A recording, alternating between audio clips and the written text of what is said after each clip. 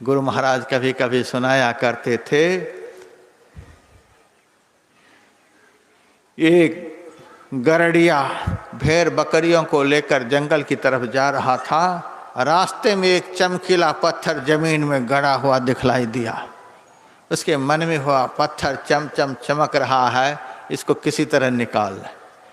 पैर के अंगूठे से ठोकर लगाया, पत्थर नहीं निकला। डंडे से कुरेदा नहीं निकला। जेब में चाकू थी, उससे निकाल करके जमीन को खोद करके निकाल लिया। पानी में धोया, पत्थर के बीच में एक छेद भी था, बड़ा अच्छा लग रहा था। एक धागा उसमें घुसाया और सबसे आगे जो भेड़ चल रही थी उसके गले में पहना दिया। अपने गले में पहन लेता तो कितना आनंद आता, लेकिन था तो गड़रिया ही, भेड़ के गले में पहना दिया।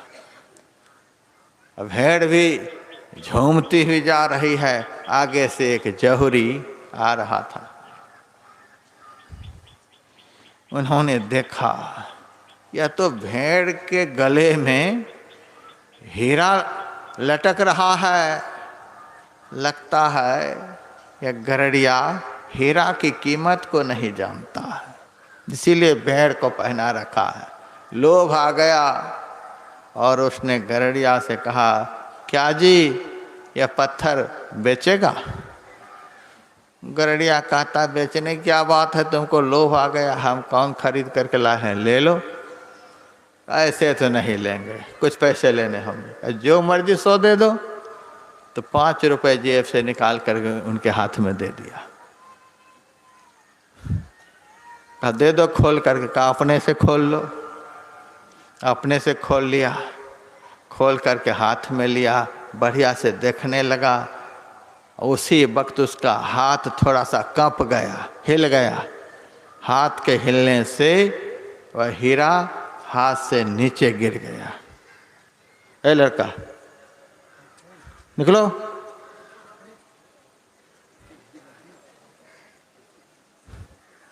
नीचे गिर गया। नीचे गिरते ही हीरा के हजारों टुकड़े हो गए।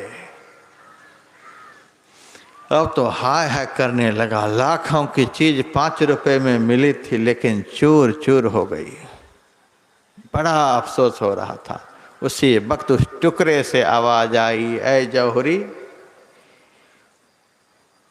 इस गरड़िया ने मुझे पैरों से ठोकर लगाया, लेकिन दुख नहीं हुआ क्योंकि यह मुझे पहचानता नहीं था।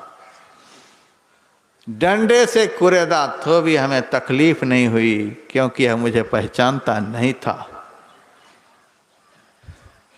चाकू से खोद करके निकाल लिया तो भी हमको तकलीफ नहीं हुई कि हमारी कीमत को यह नहीं जानता था।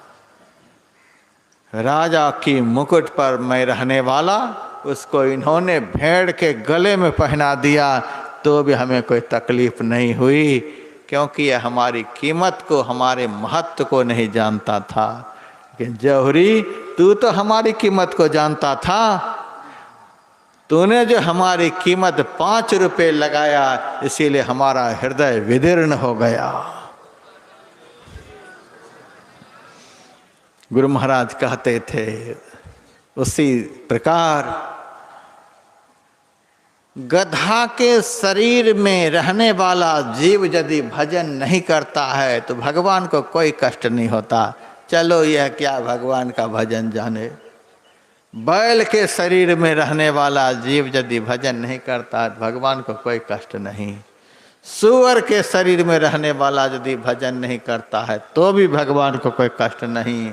देवता के शरीर में भी रहने वाला जीव भजन नहीं करता है तो कोई कष्ट नहीं।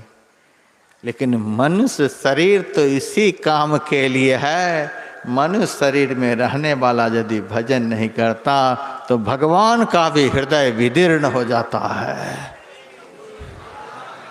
काहे के लिए मैंने इसको मनुष्य का शरीर दिया। देह धरे कर फल यह भाई, भजिए राम सब काम बिहाई। इसी एक चौपाई ने रामानुग्रह लाल दास को महर्षि में ही परमहंस बना दिया है।